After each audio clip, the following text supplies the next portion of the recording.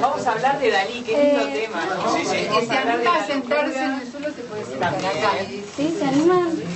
Vamos a hablar de la locura, de los genios, un tema que se está hablando tanto y se está investigando tanto, ¿no? Las universidades dicen sí, el tema de la locura es condición para la genialidad, sobre todo en los artistas.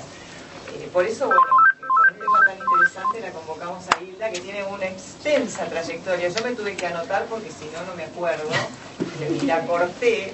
Pero bueno, les quiero contar que la licenciada Hilda Katz es psicóloga de la Universidad de Buenos Aires, miembro titular en función didáctica de la Asociación Psicoanalítica Argentina y de la Asociación Psicoanalítica Internacional, profesora invitada de la Universidad de Buenos Aires, profesora invitada de la Universidad de Ciencias Sociales y Empresariales, profesora de seminarios de la Asociación Psicoanalítica Argentina, es columnista también, que es colega mía, columnista de Radio Universidad de Belgrano, especialista en psicoanálisis de niños y autismo y psicosis infantil, especialista en estudios sobre la creatividad desde la experimentación artística y desde el psicoanálisis aplicado al arte, escritora y artista plástica de amplia trayectoria, la conocemos, tenemos sus obras aquí en Imperial y afortunadamente con obras en Argentina y obras también en muchos otros países. Así que Hilda, es un placer para nosotros que estés acá compartiendo esta noche. Lamentamos un poco no tener más espacio, pero evidentemente es cierto que Dalí es apasionante, ¿no?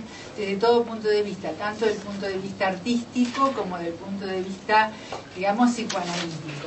La idea es no hacer un psicoanálisis, digamos, de un pintor, porque sabemos que eso no se puede hacer, pero sí hacer como una aproximación a la comprensión de este genio, como muy bien dijo Denise recién, ¿no?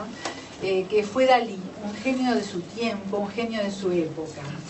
Algunos autores dicen que genio es aquel que está en el lugar adecuado, en el momento adecuado, digamos, y en el tiempo adecuado a las necesidades de su época.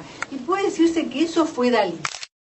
Desde toda su trayectoria abrió de alguna forma el arte a distintas formas de expresión y también lo llevó a la calle, y también lo llevó a la publicidad, y también hizo un arte comestible y un arte publicitario, es decir, hizo joyas, no es como que no se expresó de una forma que hasta ese momento los artistas no lo hacían, y de alguna forma estaban como en una élite con que esto era arte o lo otro no era arte.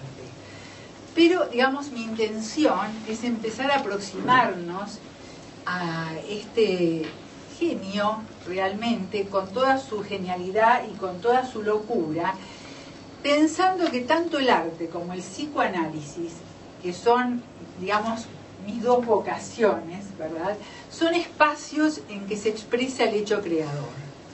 Podemos decir que el arte es revolucionario y de alguna forma lleva y expresa y canaliza las pulsiones a través de la expresión artística, sobre todo podemos decir el arte moderno, ¿no? Ahora yo voy a extenderme un poco más en eso. Y el psicoanálisis también, en sus comienzos fue una revolución, porque trató de las pulsiones y de las angustias del ser humano. Y no es casual que el psicoanálisis y arte yo lo tome para Dalí, justamente, porque Dalí fue un gran lector del psicoanálisis, fue un apasionado del psicoanálisis, sobre todo, digamos, de la obra de Freud, que es del año 1899, pero que se traduce al español en 1923, que es la interpretación de los sueños. Fue un apasionado lector de la interpretación de los sueños, y él mismo se decía a sí mismo con palabras típicas, digamos, del psicoanálisis, ¿verdad? Es decir, él pintó sus sueños, él pintó sus pesadillas, y él coincide con su época, porque así como al mismo tiempo nos encontramos que luego se suma al movimiento surrealista, pero lo que yo quiero decir es como que más allá de lo real, más real que lo real. ¿Por qué? Porque a principios del siglo XX, tanto desde el psicoanálisis, ¿verdad?, se descubre un más allá de lo real que era el inconsciente, que era como una especie de vacío infinito y desconocido. Y desde el punto de vista, digamos, de la física, de la biología molecular, empiezan también los grandes descubrimientos, que lo que vemos no es lo que vemos. Y aparece el átomo y aparece Einstein. Y Dalí era un gran lector de Einstein también, y de toda su teoría de la relatividad que luego se va a ir expresando en sus obras.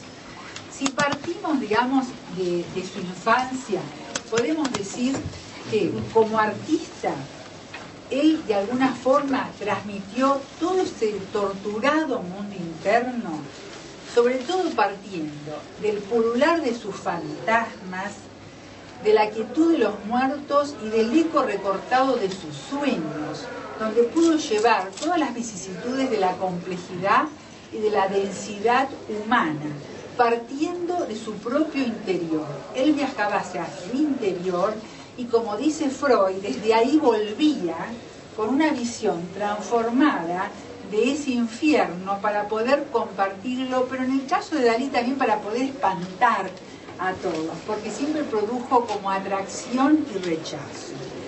Si partimos de su infancia como psicoanalista, digamos, me gustaría partir de su infancia, además que soy especialista en niños, así que es inevitable que trate de encontrar en la prehistoria individual, que es la infancia de cada uno, como también en la prehistoria de la humanidad, que es la infancia de la humanidad, digamos, los caminos de la expresión artística. O sea, desde las cuevas de Altamira, que sería la infancia de la humanidad, y partiendo a la infancia, la prehistoria individual, y en este caso a Dalí, que realmente es algo así como una enciclopedia para el psicoanálisis. Dalí nace, y digamos, y hay muchas cosas de su biografía, que algunas él escribió su propia biografía, y muchas no fueron reales, pero lo cual para un psicoanalista no importan, porque es la realidad de su mundo interno, ¿verdad? Él decía que él fantaseaba muchísimo, y que las fantasías eran como las joyas, que las joyas de fantasía brillan y lucen más que las verdaderas, y que él pensaba que sus sueños y sus fantasías también brillaban más. Entonces, si vamos a su infancia, nace en un típico, es decir, nace barroco, como se dice, ¿no? En un hogar provincial, en Figueras, es hijo de un notario muy renombrado y muy querido en la ciudad, y, digamos, de una madre muy devota hacia él, pero nace después de un hermano muerto.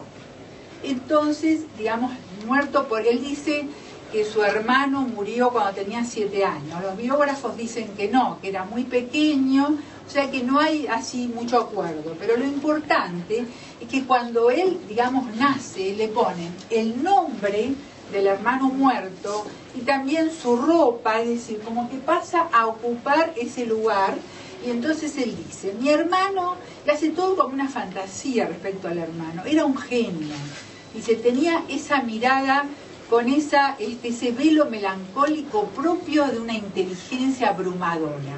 Dice, yo no nací tan inteligente como él, pero yo nací con una inteligencia que todo lo refleja. Así es como él se define. Y evidentemente, desde una mirada psicoanalítica, él nace y se encuentra con ¿qué?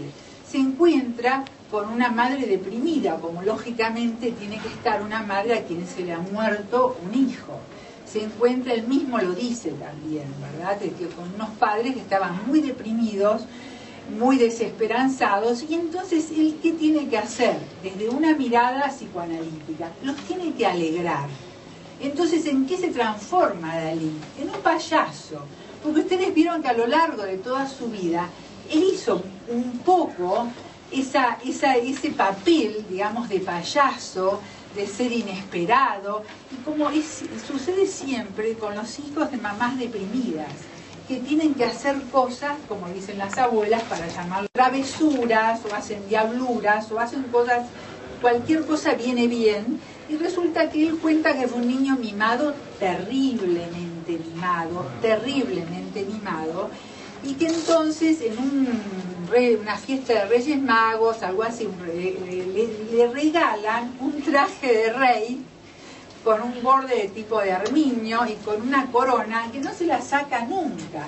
Creo que hasta el día de su muerte nunca se sacó esa corona que le regalaron, donde él se sentía un rey. Pero había un solo lugar donde él no podía entrar, que parece que era la cocina. Y entonces su travesura era entrar a la cocina y comerse pedazos de carne cruda, atragantarse, porque le fascinaba todo eso comestible, que después él lo lleva a su pintura, lo comestible, como lo vamos a ver en los cuadros, ¿no? Digamos, dentro de esas historias que él trae, dice que el padre se ve que era de una fuerte personalidad y no sabría mucho qué hacer con este niño, evidentemente, y decidió, pese, digamos, al lugar encumbrado que tenía esa familia, mandarlo a un colegio de pueblo, digamos, tipo cuando era el preescolar. Entonces él cuenta que él ahí empezó con sus ensoñaciones, porque él no se sentía para nada identificado con los chicos, y lo que más le llamaba la atención era ver niños pobres, así él lo refiere en su biografía, y cómo esos niños tenían tanta habilidad para arreglar sus cajitas de lápices, que eran de madera en esa época, ponerles clavitos, arreglar sus ropas. Dice, y él no sabía ni ponerse una camisa. Él era capaz de quedarse todo un día encerrado en una pieza porque no sabía correr el pestillo y no podía entender que había criaturas que tenían tanta habilidad, de las cuales él aprendió muchísimo. Pero al mismo tiempo él era como un personaje, porque era el único niño rico, y dice que en los recreos, según cuenta él, los chicos hacían cola para olerle la cabeza, porque era el único que le lavaban la cabeza con jabones perfumados. O sea que él era algo así como un objeto de culto, con lo cual su narcisismo, como también lo llevó a su obra, seguía creciendo evidentemente, ¿verdad? Entonces dice que de esa experiencia él empezó a ensoñar. Y entonces se entretenía muchísimo viendo el techo de ese colegio, que estaba totalmente destruido, con manchas de humedad, y él empezó a ver, digamos, imágenes y diferentes imágenes de una misma mancha, que es todo lo que él lleva después a sus cuadros, y fantasear, y empieza a soñar y ensoñar, y tener lo que él llama imágenes hipnagógicas, que son esas imágenes que uno tiene antes de dormirse. Y empieza a hacer el sueño una búsqueda apasionada. El padre se da cuenta que no aprende absolutamente nada, digamos que está siempre en la luna, es decir, estaba siempre en el techo. Entonces el padre termina, digamos, pero también en esa escuela el director les enseñaba la maravilla de la linterna mágica, que era algo que recién había aparecido, ¿no? Se ponía todo negro y aparecían imágenes. Y colabora muchísimo en su imaginación, pero el padre decide mandarlo a los hermanos maristas, como iban todos los chicos de su clase social, para que aprenda algo, digamos. Y hace una formación muy exigente. Evidentemente el padre es una figura muy importante, muy anhelada por él, porque era un padre muy severo, que seguramente le costaba mucho, como se dice, encuadrar a este niño terrible, ¿no?